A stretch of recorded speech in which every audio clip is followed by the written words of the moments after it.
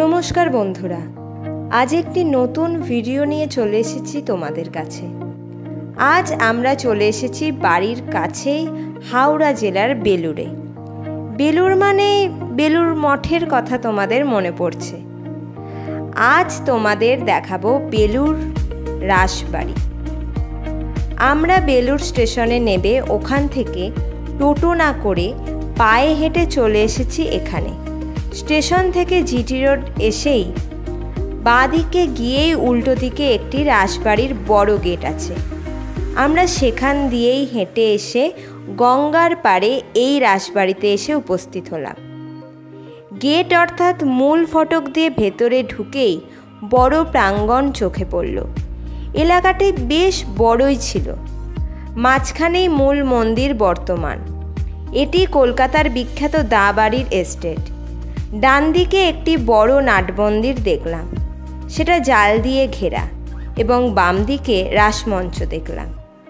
রাসমঞ্চটি নতুন করে রেস্টোরেশন করা হয়েছে, এটিও জাল দিয়ে ঘিরে দেওয়া হয়েছে। মূল মন্দিরটিও সংরক্ষণ করা জরুরি। এটি বাংলার রত্ন শৈলীতে নির্মিত। মন্দির দুপুরে বন্ধ থাকে, আবার বিকেলে খোলে।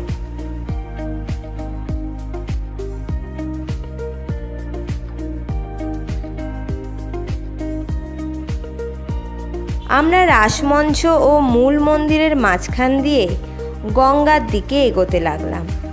সামনেই আটচালা শৈলীতে নির্মিত শিব মন্দিরের দেখা পেলাম। 3টি করে দুপাশে মোট 6টি শিব মন্দির ছিল। মন্দিরগুলি রেস্টোরেশন করে সুন্দর রঙও করা হয়েছে। মাঝখানে একটি স্থাপত্য ছিল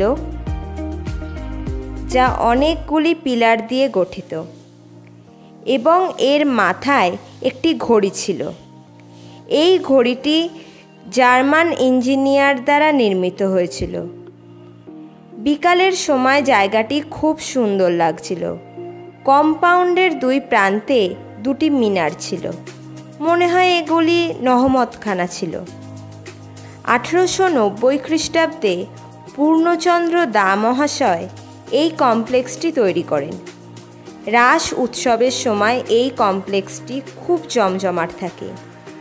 এই সময় 4 দিন মেলা বসে এইখানের মাঠে।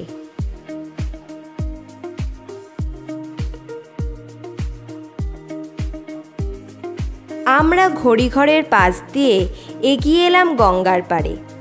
গঙ্গার পাড় থেকে দৃশ্য তখন খুব সুন্দর লাগছিল। এখানে হাওয়াও খুব সুন্দর দিচ্ছিল। বাম দিকে দূরে বালি ব্রিজ ও নিবেদিতা সেতু দেখা যাচ্ছিল।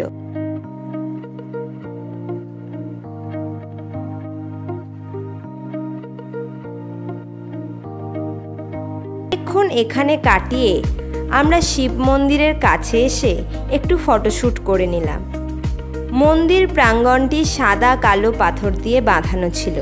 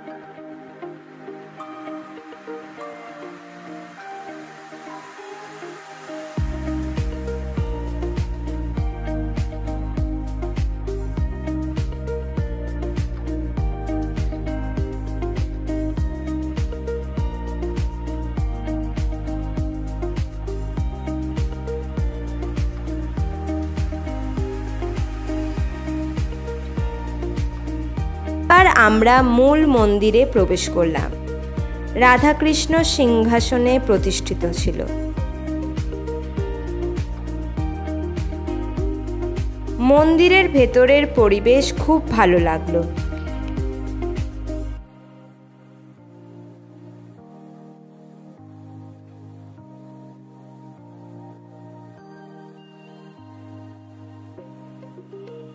কিছুক্ষণ থেকে আমরা বাইরে বেরিয়ে এসে একটু নাট মন্দিরের দিকে এগিয়ে গেলাম। এই সময় রাধাকৃষ্ণকে ভোগ দেওয়া হলো। আমরা মন্দির কমপ্লেক্সটি ঘুরে আবার স্টেশনের পথে অগ্রসর হলাম।